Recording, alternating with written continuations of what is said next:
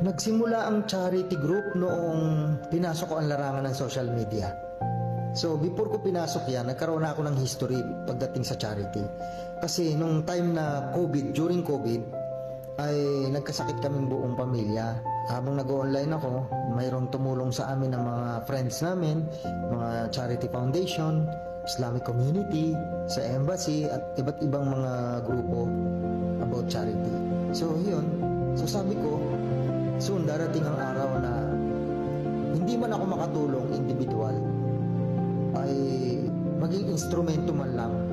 So yun nga, at naghanap ako ng mga mayroong puso at eto, nagsama-sama kami sa charity, ang aking mga members, mga admins, ayan, dahil sa may mga busilak silang puso at may malasakit sila sa kapwa, nagsama-sama kami upang buuin ang layunin namin na makatulong sa kapwa at magkaroon ng malasakit sa komunidad. Marami po tayong mga adhikain, hindi lamang po sa ating sarili, kung hindi para din po sa ating grupo. Unang-una po nating adhikain is ano ba yung magagawa ko bilang isang member sa group na to. Isa po sa mga adhikain ko is tulungan po ang grupo na makatulong o kami ang maging tulay para maging makatulong sa mga nangangailangan. Promo Group Charity Organization, may isang layunin, may isang isip, may isang puso, may isang diwa na ito yung makatulong sa lahat ng mga nangangailangan. Magkakaiba man kami ng lugar, magkakaiba man kami ng bansa, iba't ibang bansa, pero yung layunin, yung isipan, yung puso namin is iisa.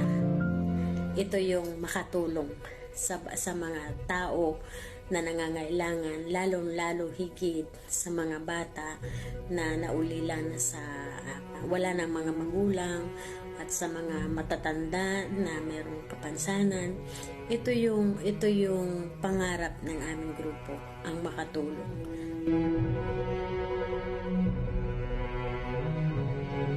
The purpose of each member of the Promo Group Charity Organization is to be an instrument sa mga taong nangangailangan. We are their voices. Kami yung kapit-kamay nila kapag kailangan nila ng karamay. Most of us here, members, are OFW. So this is the challenge, yung communication. But because we aim na makatulong sa mga nangangailangan, we create community of unity.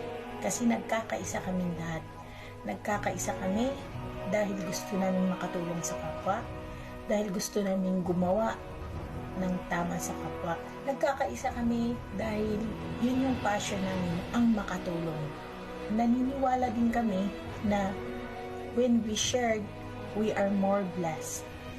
Gusto po namin makatulong sa mga mahihirap at disabled na mga person.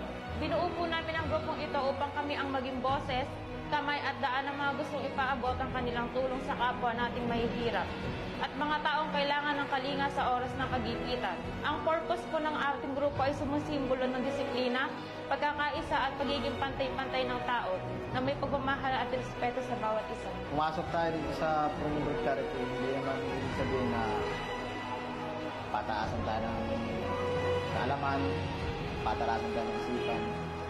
Pumasok tayo dito sa charity, gusto natin makatulong sa kapwa. Hindi naman importante ito kung paano nagsimula or saan siya nagsimula. Importante ito bukal sa puso mo, yung pagtulong mo sa tao. Hindi naman kailangan sa pilitan. Kung ano lang yung kaya mo may tulong na galing sa puso mo, itulong mo siya. Maluwag po sa namin, kalooban na katulong kami sa mga ulila at saka sa mga kailangan.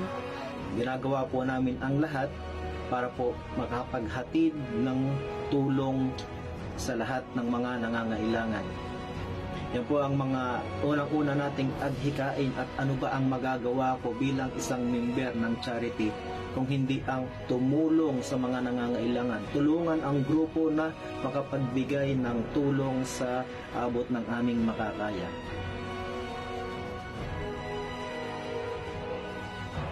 Kailangan po talaga ibigay po yung the best po namin, yung oras, para yung sa mga, yung ano po, yung purpose po namin, magampanan po namin.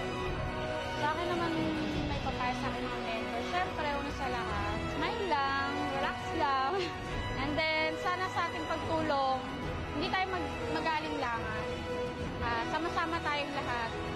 Maliit man o malaki, importante, isa yung ating layunin sa buhay. Sana sa mga susunod pa napapasok sa aming charity group, huwag kayong mangambang tumulong sa ibang tao. Basta't bukal sa galing sa puso niyo.